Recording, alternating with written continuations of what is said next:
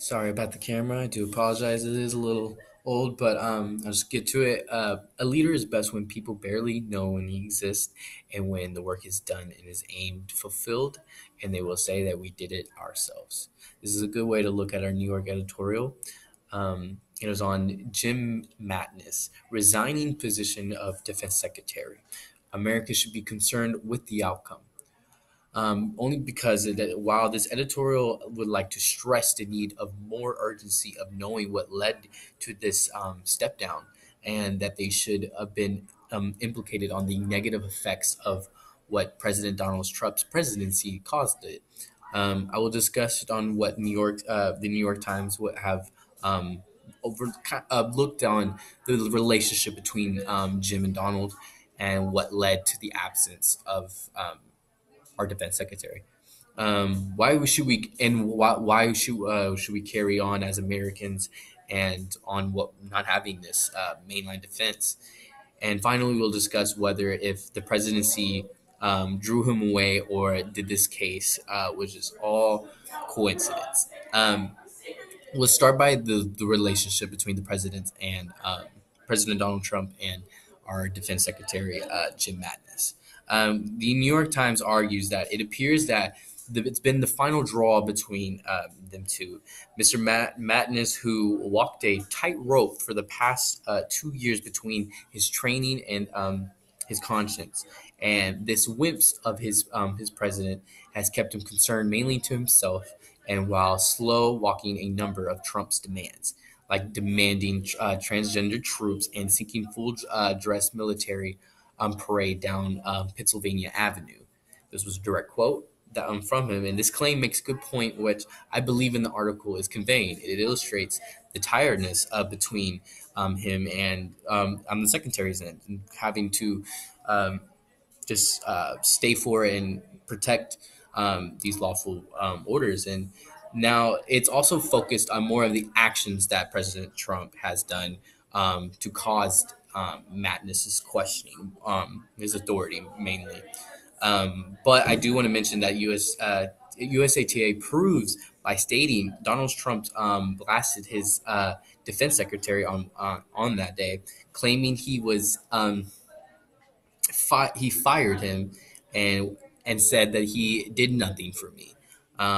Trump asked the cabinet meeting of the reporters observed for 90 minutes, and Trump specifically criticized him on the top military side of Afghanistan, suggesting that he was no good for me and to his commands. He was not quote unquote happy what he has done for Afghanistan, and as you know, President Obama fired him. Essentially, so did he, which wasn't true, clearly, because he quit. Mattis, in fact, resigned last month, citing this disagreement between Trump and his on Syria and global alliances, which caused his resignation letter that was on December 23rd. And on top of that, he announced his leavings on January 1st. So that was a lot. So this is evident that President Trump never gave him a chance or benefit of the doubt by causing the problem from what he started, and also lying about the relationship between the two. The overall danger is not only kind of taking the defense secretary serious, is that we're not having one now. And so what will we do? So the New York Times argues that the one core belief I've always held, that our strength is as a nation is intricately linked into the strength of our unique comprehensive system of the alliance's partnerships. While the U.S. remains in a desirable, strong alliance, uh, our differences will always work out together. Um, as a nation, without bickering from the president's end, this proves once again that they discussed the implications of Trump's presidency, has been having the prime minister stating that. Um, and by that, they argue that Jim hardly ever even got an approval or never gave it a chance to even speak on to his behalf. Um, So the New York Times mentions that to the Virginia, which is the top Democrat of the Senate, um, states that he called the island of stability a mess and chaos of Trump's administration.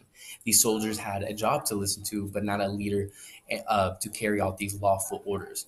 But this success demands on trusting these leaders that don't know what they were doing for causing this.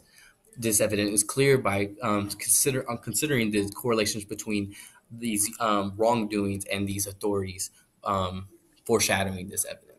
So, in conclusion, it's safe to say that we know that the effects of